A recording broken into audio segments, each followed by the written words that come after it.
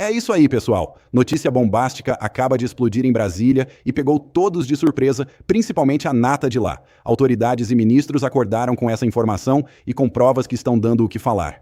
Se você quer mudar o Brasil, já peço a vocês que acompanhem este vídeo até o final. Não se esqueçam de deixar o seu like. Muita gente assiste, acompanha tudo, mas esquece de apoiar. Então ajuda a gente, deixa o seu joinha, isso é muito importante. Agora, sem mais enrolação, bora para o conteúdo. Fila das delações do Banco Master cada vez aumenta mais. Depois de Daniel Vorcaro e do seu cunhado Fabiano Zettel resolverem tentar um acordo de colaboração premiada, agora o ex-presidente do BRB, o Paulo Henrique Costa, conhecido como PH, que está se preparando para entregar o que sabe em troca de um alívio. Se você não está ligando o nome à pessoa, Costa foi o presidente do Banco Estatal de Brasília que pagou mais de 12 bilhões de reais por carteiras de crédito fraudadas e depois ainda anunciou a compra do Master, que ele pagaria sem levar, porque o Vorcaro ia pegar o dinheiro e continuar controlando o banco. O PH foi preso na semana passada, depois que ficou provado que ele negociou uma propina de 146 milhões de reais em apartamentos de luxo em São Paulo e em Brasília. Trancado numa cela da Papuda, o PH trocou de advogado e mandou dizer aos investigadores que está pronto para delatar. Como aperitivo, ele já indicou que o protagonista da sua história vai ser o ex-governador do Distrito Federal, Ibanez Rocha, que discutiu a compra do Master com o Vorcaro e avalizou o negócio como acionista controlador do BRB. Políticos graúdos do Centrão, como Antônio Rueda ou Ciro Nogueira, também têm boa chance de entrar na roda. Só que o PH vai precisar correr. O Vorcaro já está negociando com a PF e com a PGR e se ele falar antes, não vai sobrar informação inédita para justificar um acordo com o ex-presidente do BRB. A corrida das delações está só começando. Vai perceber que ela tem tudo para ser emocionante. Completar esse rolo, o liquidante do Banco Master também está caçando os bens que o Vorcaro escondeu por aí. Quase 5 bilhões de reais em imóveis, barcos, aviões, joias, que ou ele vai perder ou vão ser bloqueados antes pela justiça. Outro problema, gente, é que nessa negociação não basta só devolver o dinheiro. Os investigadores já avisaram que se a delação não for completa, também não vai ter acordo. Isso quer dizer que não tem como o Vorcaro não falar de ministros do Supremo, como Alexandre de Moraes e o Dias Toffoli, dos seus amigos do Centrão, como Ciro Nogueira, o Antônio Rueda e o Davi Alcolumbre, e um monte de outras pessoas que ele talvez preferisse salvar. É muito nó para desatar. E é justamente por isso que a única coisa que a gente pode garantir é que essa história ainda vai render muitos capítulos. Dias Toffoli e Alexandre de Moraes estavam pensando que tinham se safado da delação do Master. Acreditavam eles que com essa delação alinhada entre Zettel e Vorcaro, haveria um acordo onde eles não seriam mencionados. Pelo menos foi isso que foi divulgado amplamente pela imprensa. Mas aí entra André Mendonça. Eu estou impressionado com a capacidade estratégica do nosso ministro André Mendonça e da verdadeira Polícia Federal que está junto com ele, tirando aquela parte da polícia que virou a Gestapo do Alexandre de Moraes e que são os cachorrinhos adestrados do André Rodrigues. Eles fizeram uma jogada, gente, que deu uma espécie de checkmate no Vorcaro e no Zettel. Você acha que o Vorcaro é o primeiro grande personagem que nasce aí desse limbo jurídico que nasceu da Lava Jato? Porque a gente acabou a Lava Jato devolvendo dinheiro para quem roubou dinheiro, né? Basicamente foi isso. Você acha que ele é um filho dessa situação jurídica? E a outra, qual vai ser o final dessa delação dele? Porque normalmente quando você faz uma delação, a ideia é buscar alguém que está acima de você na cadeia do crime. No caso dele, teria gente acima dele? Bom, eu acho sim que ele é um produto desse caldo de impunidade que veio depois do fim da Lava Jato. Independentemente das razões pelas quais ela acabou, eu tenho uma tese sobre por que ela acabou e eu acho que ela ajuda a explicar o Vorcaro, que é o seguinte, apesar de tudo que se diz sobre a Lava Jato, ela não começou a acabar por causa do presidente Lula, né, ou por causa do Bolsonaro. Ela começou a acabar quando ela avançou para cima dos elos entre os corruptos e tal, e o judiciário. Essa é a ordem, eu até já escrevi sobre isso, assim, a ação do Lula, que pleiteava a suspeição do Sérgio Moro, ela é de 2019. E assim como várias coisas que começaram a andar agora, ela só começou a andar em 2021, poucos meses depois daquela operação que houve aqui no Rio de Janeiro sobre advogados que eram acusados de intermediar decisões do STJ, inclusive de serem próximos de pessoas do STF, e o presidente da FEComércio começou a fazer uma delação premiada. Ali melou tudo, e depois daquilo, sim, se decidiu que o Moro era suspeito, etc. Eu não estou dizendo que a decisão não tinha fundamento. Tem algumas coisas realmente que eu acho que estavam certas. Mas, peraí, aconteceu alguma coisa aqui. Não, tá tudo bom, certo, uma travadinha, mas o som ficou ótimo, tranquilo. Tá. Mas, enfim, a coincidência temporal é impossível de ignorar, e eu acho que isso explica por quê. Justamente na hora que a Lava Jato começou a ir para cima do judiciário, ela acabou. E agora nós estamos vendo que boa parte do capital, do poder e da influência que o Vocário tinha se devia às relações que ele tinha no judiciário. Então não é de graça. Isso aconteceu porque ficou todo mundo achando que podia fazer de tudo, né? Claro, tem mil outras circunstâncias, gente. O Bolsonaro ajudou a acabar com a Lava Jato. Essa decisão sobre o COAF que existiu aí, ela foi uma decisão tomada pelo próprio Dias Toffoli, que tentou restringir o COAF, foi para proteger o Flávio Bolsonaro. Todo mundo que tenta enxergar o Brasil pela ótica da polarização fica perdido porque ela não se aplica, né? A coisa no Brasil é muito mais complicada. Ninguém opera só por ideologia e nem é binário. A gente já está acompanhando assim, um monte de... acho que não sei se a gente pode falar que são ilegalidades, mas pelo menos imoralidades, sempre relacionado a vários juízes do STF, de filho, cunhado, mulher que trabalha, viagem, avião, esse tipo de coisa, que a gente acha que é estranho. Eu digo a população, né? A gente acha que talvez não devesse acontecer, mas a gente também não sabe muito bem se isso é proibido e o que se faz com isso. Agora a gente está em outra prateleira, né? A gente está falando de duas coisas que são... É até difícil imaginar que alguém não ache isso um tremendo absurdo, né? A gente sabe que no Brasil muita gente acha normal qualquer coisa hoje em dia, mas tá entre os maiores absurdos que a gente viu recentemente.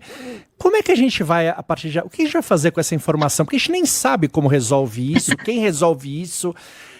A gente tem que fazer alguma coisa, vai se resolver, ou vai ser varrido para debaixo do maior tapete da história desse país? Todas, sei a história de trás para frente da delação do Odebrecht, que foi muito complexa. Essa é a hora em que cada um fica tentando se valorizar, porque a verdade é que o Vocário quer entregar o mínimo possível e os investigadores querem que ele entregue o máximo possível, com uma questão muito delicada, que é o que ele vai entregar sobre o Supremo. Mesmo entre os investigadores, tem gente que preferia que ele não entregasse nada sobre o Supremo. Né? Tem ali o próprio procurador Paulo Gonet, é uma figura próxima dos caras do Supremo. Tenho certeza que ele não quer que ninguém entregue nada muito grave sobre os ministros do Supremo, porque senão isso vai criar um problemão para ele. Mas tem gente que quer que ele entregue, sim, informações novas, dados concretos e não mentirosos sobre o que, de fato, guiava os contratos e os milhões que ele pagava para os ministros, os voos, os eventos. Para quê? Porque é muito fácil, né, você dizer que é proteção e blindagem. Você tem 130 milhões de reais. Tá bom, por mais blindagem que você esteja comprando, até a blindagem está inflacionada. E você comprou muita gente, né? Tem muita gente com contrato de consultoria, tem muita gente com contrato de advocacia, tem muita gente com propina e fundo de pensão. Enfim, é muito grande o esquema. Então, Zé, eu acho que, assim, eu já vi, por exemplo, a delação do Odebrecht, em que existia essa discussão sobre quem é o líder da organização criminosa, né? Eram os Odebrecht ou era alguém em cima deles? Existe, inclusive na lei, a previsão de líder de organização criminosa fazer a delação, porque ele tem que contar todo mundo que ele corrompeu, até onde foi esse esquema, quanto que ele pagou, que tipo de crime ele cometeu e mais, onde está o dinheiro dele. Né? Então, assim, a lei inclusive prevê, se você é considerado o chefe da organização criminosa, você tem direito ao benefício, mas você não tem direito, por exemplo, a perdão judicial. Então, se o Vocário quiser o perdão judicial, ele vai ter que comprovar que tem alguém acima dele. Eu acho difícil ter alguém acima dele. assim, alguém que mandasse nele. Ele tinha sócios e pessoas importantes, ou sócios ocultos, outros abertos, que hoje a gente sabe, que ajudaram a bolar os esquemas, que ajudaram a montar toda a engenharia financeira, mas eu não acho que dá para dizer que essas pessoas eram chefes dele. Eu acho que isso não dá para dizer, mas isso não impede que ele faça uma delação que eu acho muito importante, porque além do judiciário, nós vamos avançar também por um terreno que é o mercado financeiro e todos os crimes que são cometidos sob esse manto do é muito complexo, porque o mercado, porque a engenharia financeira, a gente sabe, você sabe, o Teco sabe. Se ele não for o dono do banco, tem alguém acima dele ou não, mesmo assim não? Não, ele é o dono do banco, ele tem sócios ocultos, você vai ter pessoas ali que deram dinheiro, ajudaram ele tipo, financiaram, né? Porque quando ele montou o banco em 2019, ele não tinha dinheiro. A primeira coisa que ele ofereceu para o Banco Central era um terreno lá que ele avaliou em não sei quantos milhões de reais, que não valia nada disso. E esse mesmo terreno, ele emitiu debêntures, títulos, vendeu para investidores várias vezes. Ele era conhecido, a família Vorcaro já era alvo de processos na CVM. É isso que deixa todo mundo muito chocado, porque chegou ao ponto que chegou por omissão de um monte de gente que tinha que ter agido. Né, chegou a esse ponto por omissão da CVM, principalmente, porque na época ele emitia debêntures são títulos de renda fixa que têm que ser fiscalizados pela CVM, e depois ele montou o banco, e aí tinha que ser olhado pelo Banco Central. Aí é incompetência ou conivência, né, Malu? Não tem muita outra alternativa. As duas coisas, né? A gente viu que ele pagava 2 chefes de supervisão do Banco Central. Acho que tem mais gente, eu já estou dando spoiler, acho que tem mais gente aí nessa delação que vai aparecer, porque é difícil tanta gente conivente, com tanta gente também mandando ofício, pedindo para o Banco Central fiscalizar, denunciando. Não faltou denúncia, não é assim, olha, que surpresa, ninguém me falou. Falou. Procuraram o Banco Central, tanto que o Roberto Campos Neto, no final de novembro, de 2024, depois de muita insistência do próprio mercado, criou lá uma regra que obrigou o Vorcaro a botar para dentro mais dinheiro. Não dava só para colocar no patrimônio precatório, que você não sabe quando você vai receber. E foi por isso que ele saiu captando dinheiro em fundo de pensão.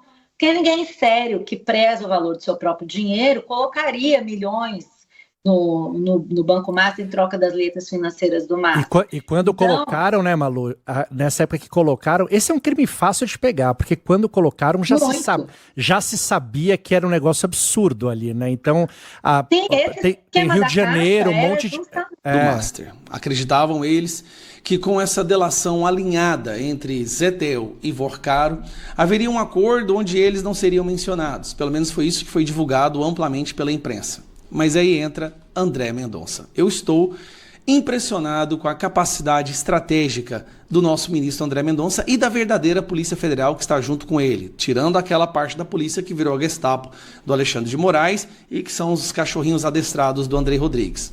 Eles fizeram uma jogada, gente, que deu uma espécie de checkmate no Vorcaro e no Zetel. O que acontece? Os dois tinham alinhado, era o mesmo advogado, a mesma defesa para alinhar, para fazer uma delação espelhada uma na outra. Assim não haveria incongruências, então a delação que saísse dali dos dois seria a palavra final. E eles já haviam organizado de proteger algumas pessoas, inclusive ministros do STF. Só que André Mendonça prendeu este cara aqui, ó. Esse aqui é o operador, o verdadeiro operador das propinas, de toda a corrupção do Daniel Vorcaro. O nome dele é Paulo Henrique Costa, ex-presidente do BRB. Esse cara foi preso recentemente. E agora ele está correndo para fazer uma delação. Se você assistiu até aqui, muito obrigado pela sua atenção. Se gostou do conteúdo, já deixa o like e se inscreve no canal para não perder as próximas notícias. Ativa o sininho para receber tudo em primeira mão. Deixa também sua opinião nos comentários. Ela é muito importante. Fica com Deus, um forte abraço e até o próximo vídeo.